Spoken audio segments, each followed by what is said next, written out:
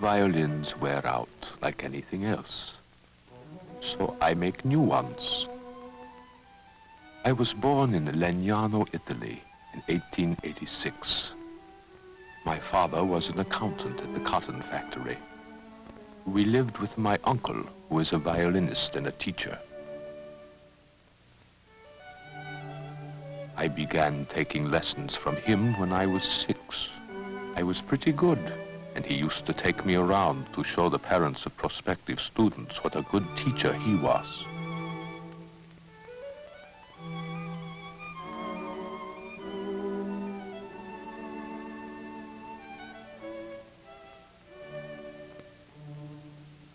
I made my first violin when I was 10. I didn't like the way my own violin sounded.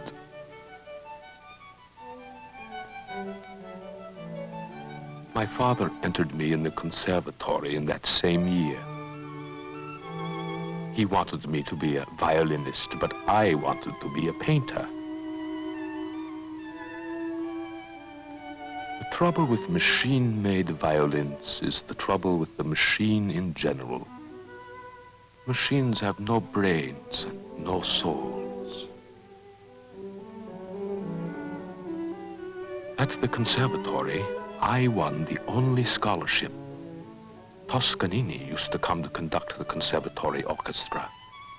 One day he came over and sat down next to me.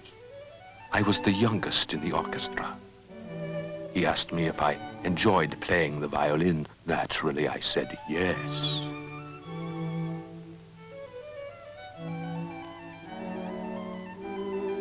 I entered 2 violins and a viola in an international competition in Amsterdam.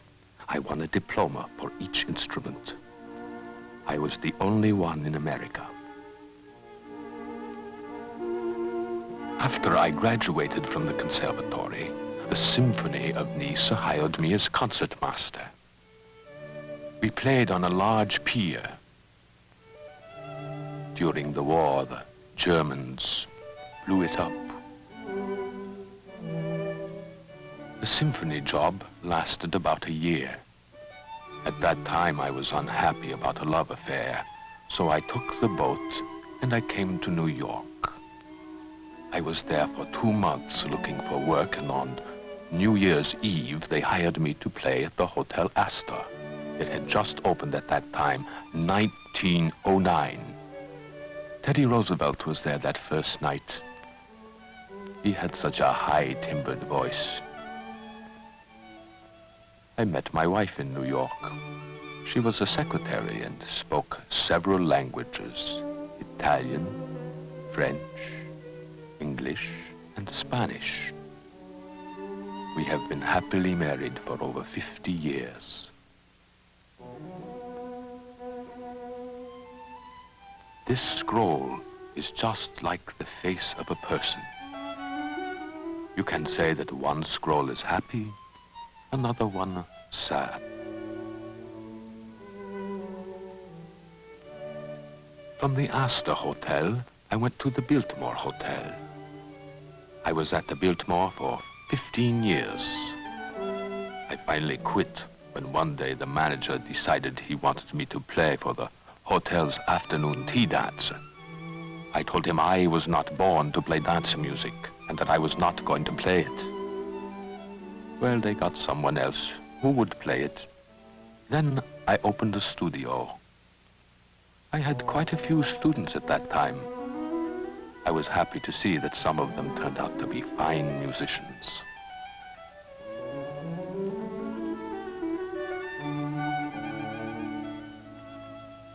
Then the talkies came in, and that was the end of live music at the movies. Well, parents didn't want their children to grow up and become unemployed musicians, and they stopped the lessons. I couldn't support my family on the few students who were left.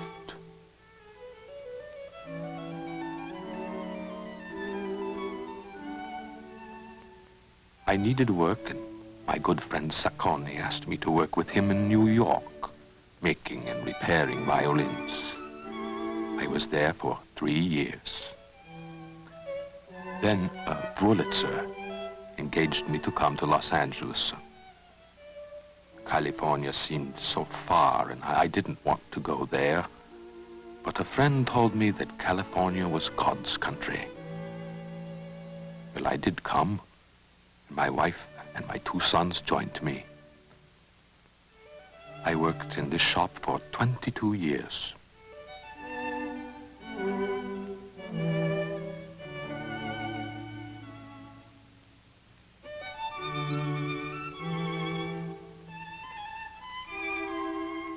I don't have many records because I am afraid I would copy the ones that I liked. But there is nothing wrong with taking something good from somebody else. The problem is in knowing good from bad. Why, I make copies of great violins, but I also make some of my own design. But you don't want to be a copy. You want to be an individual. It's better to keep your own interpretation. Wrong or right, it is your own. So someday, when I'm dead, somebody, a connoisseur, will say, "Oh, this is a Frosali." It already happened. A violin maker was shown one of my instruments and he said, "Oh, this is a Frosali." I was in quite a few Hollywood musicals, but I was always a little out of focus, or just one in a crowd.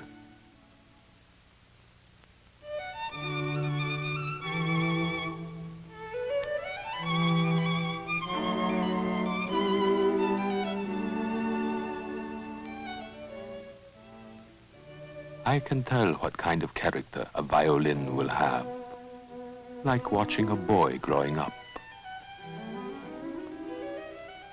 With all the coats of varnish and the curing of the wood, it takes about a year for me to make a violin.